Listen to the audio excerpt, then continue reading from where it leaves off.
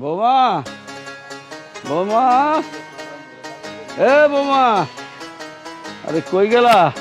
বাবা আসছেন? হ্যাঁ মা। এই যেন যান বাবা, হাত মুখ ধুয়ে আসেন, আমি আপনাকে খাওয়ানোর ব্যবস্থা করতেছি। হ্যাঁ। ও বৌমা, আমার ওই বিশ্বকর্মা পোলাটা কি ঘরে আছে নাকি উড়নচণ্ডীর মতো উড়ে বেড়াইতেছে?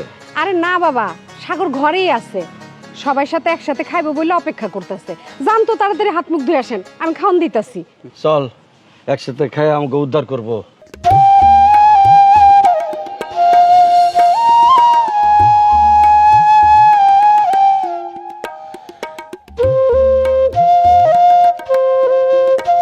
বাবা, রবিনের তো সামনে পরীক্ষা শুরু, ও ফোন দিছিল, বলছে যে পরীক্ষার ফিটা তাড়াতাড়ি দিতে হইব, আর সেখানে নাকি 40,000 টাকা লাগবে। কি কব বৌমা, 40,000 টাকা? এখন এত টাকা আমি পাবো কই? এবার ফসলের যে অবস্থা, ধানের জমিতে পোকা ধরছে, এবার তো ফসলই হইব না ভালো, লস আর লস, আর হাতেও নাই টাকা। যা কামাই রোজগার করতেছি বাপ বেটায়, তা তো সংসার চালাতে শেষ হয়ে যেতেছে। এত টাকা আমি এখন কোত্থেকে দেবো? এটা কেমন কথা কইলেন বাবা? এই কথাটা আমি মানতে পারব না। যে কোনো মূল্যে হোক ওর পরীক্ষার ফির টাকা জোগাড় করে দিতে হইব।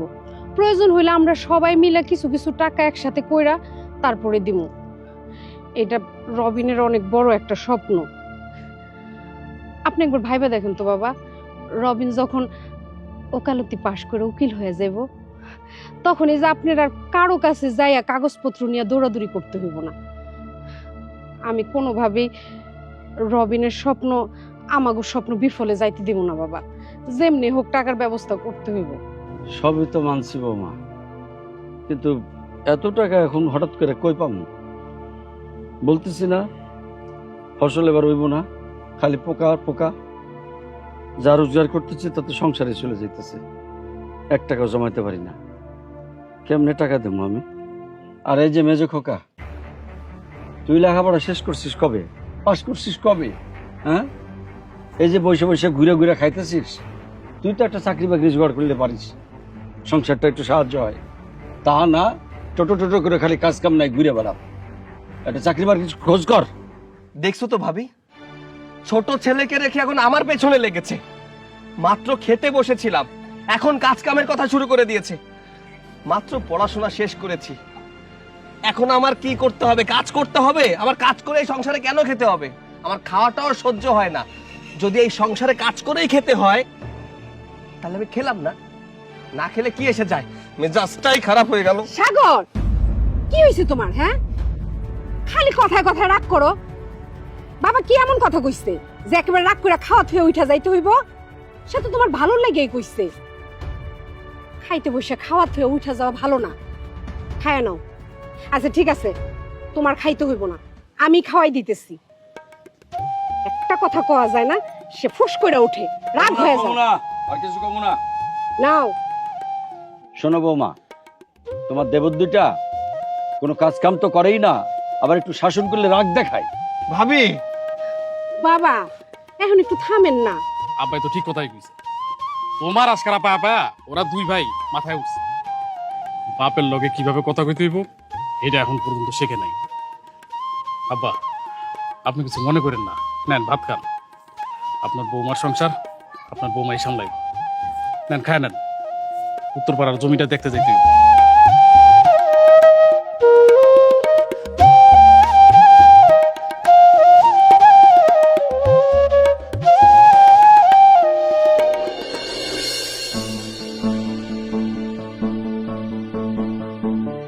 সাগর,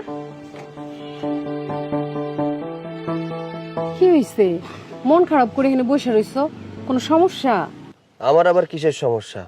আমার তো কোনো সমস্যা নাই ভাবি। আসলে কি জানো, আমি নিজেই তো একটা সমস্যা। এটা কি কইতাছো? নিজেই সমস্যা মানে? আমি যদি নিজে একটা সমস্যা না হতাম, তাহলে বাবা খাওয়ার সময় কি এসব কথা বলতে পারতো? বুঝছি, তুমি এখন পর্যন্ত বাবার কথা ধরে বসে রইছো না। আচ্ছা, বাবা তো এমনি এমনি কইছে, বাবা কি কখনো তোমার খারাপ চায়? অবশ্যই ভালো চায়। তুমি কত ভালো একটা ছেলে, এত ভালো লেখাপড়া করো, এত ভালো রেজাল্ট, এত ভালো রেজাল্ট করে কি ঘরে বসে থাকলে চলবো? ভালো একটা চাকরি করতে হইব না? তুমি একটা ভালো চাকরি করলে তো আমাকেও ভালো লাগবো। আর যদি ভালো চাকরি না করো, ঘরে বসে থাকো, তাইলে লোকজন তোমারে দেখে হাসাহাসি করবো না? আর তোমারে দেখে লোকজন হাসাহাসি করলে কি আমাকে ভালো লাগবো? আমাকেও তো খারাপ লাগবো। এই যে দেখো, বাবা তোমার ভাই দুইজনে মিলে কত কষ্ট করতেছে, সাথে যদি তুমি আর রাকিব একটা চাকরি বাকরি কইরা তাগরে সাহায্য করো, তাইলে কি আমাকে সংসারটা এরকম থাকবো? আমরা কত ভালোভাবে চলতে পারবো, তাই না? আর তখন মানুষ আমাকে দেখলে বাহবা দিব, কইব কি না ছেলেটা পরিশ্রম করে কাজ করতেছে, তাই না ভাই? তাছাড়া তোমার বিয়ে দিতে হইব না? হ্যাঁ, বিয়ে কইরা বউ আইনা খাওয়াইবা কি?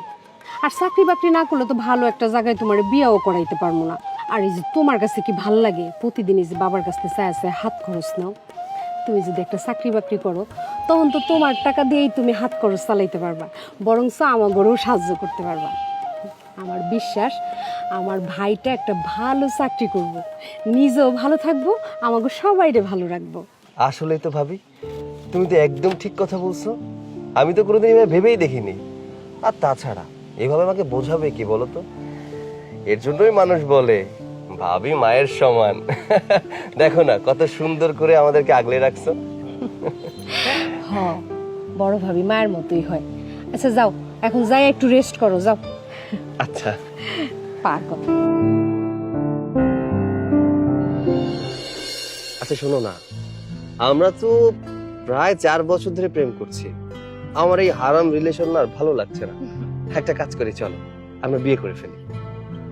কি বিয়ে? তাও আবার তোকে? তুই তোকে দেখেছিস আর আমাকে দেখেছিস? তুই হলি ফকিন্নি, থাকিস কুড়ে ঘরে, আর আমি হলাম চেয়ারম্যানের একমাত্র মেয়ে। টাকা পয়সা আমার বাবার কোনো অংশ কমতি নেই। তুই ভাবলি কি করে যে আমি তোকে বিয়ে করব? তোর মতো ছেলের সাথে না টাইম পাস করা যায়, কিন্তু বিয়ে না। আরে তুমি এসব কি বলছো? তোমার মাথা ঠিক আছে? হ্যাঁ, আমার মাথা ঠিক আছে, আমি ঠান্ডা মাথায় সব কিছু বলছি। তোর কোনো যোগ্যতা আছে আমাকে বিয়ে করার? না করিস চাকরি, না করিস কোনো কাজ, সারা জীবন তো কৃষক বাপের টাকা দিয়ে চলেছিস। তুই নাকি করবি আবার আমাকে বিয়ে?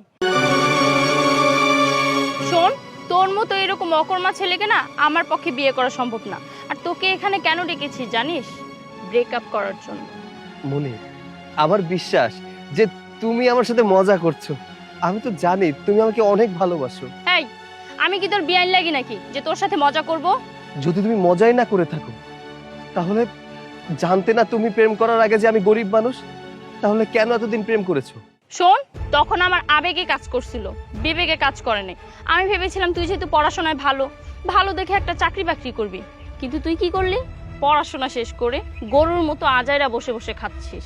আরে গরুও তো হাল চাষ করে খায়, তোকে তো বলদ বলা যায়। বলদ যেমন মানুষের লাত্তি উষ্টা খেয়ে বেঁচে থাকে, তেমন হচ্ছিস তুই। 1 পয়সা খরচ করার মুরদ নেই, এসেছে আমাকে বিয়ে করতে। এই, তোর কি যোগ্যতা আছে আমাকে বিয়ে করার? তোর মতো এমন অপদার্থ ছেলেকে না আমার পছন্দ না, যার কিনা একটা টাকা ইনকাম করার মুরত নেই, আসছে আবার আমার মতো মেয়ের সাথে প্রেম করতে। এই, তুই জানিস না প্রেম করতে যোগ্যতা লাগে? সেটা কি তোর আছে? আজ পর্যন্ত বলতে পারবি নিজের ইনকামের টাকা দিয়ে একটা কিছু কিনে দিয়েছিস?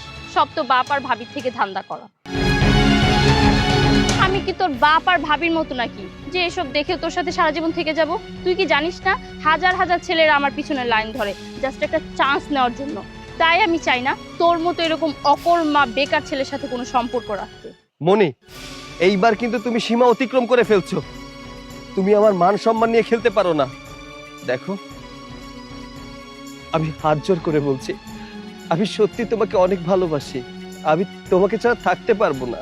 এই, তোর আবার সম্মান আছে নাকি যে তোকে সম্মান দিয়ে কথা বলবো? আমার জানা মতে ভাদাইমাদের কোনো সম্মান থাকতে পারে না, ছোট লোক কোথাকার। ওকে নাকি আবার সম্মান দিয়ে কথা বলতে হবে। মনে সাগর, কি করতেছো তুমি? হ্যাঁ, সি সি সি সি, লজ্জা করে না তোমার? একটা মাইয়া মানুষের গায়ে তুমি হাত তুলতেছো? এই শিক্ষা আমি তোমারে দিচ্ছি? হ্যাঁ ভাবি, তুমি এইখানে? হ্যাঁ, আমি আমেনা চাচিগো বাসায় যাইতেছিলাম, হঠাৎ করে তোমার গলার আওয়াজ পাই আইসা দেখি তুমি মনির গায়ে হাত তুলতেছো। সি, এত অধপতন তোমার! ভাবি, হাত তুলবো না তো কি করবো কত? এতক্ষণ যাবো তো আমারে যা না তাই কই অপমান করছে, আমি কিচ্ছু করি।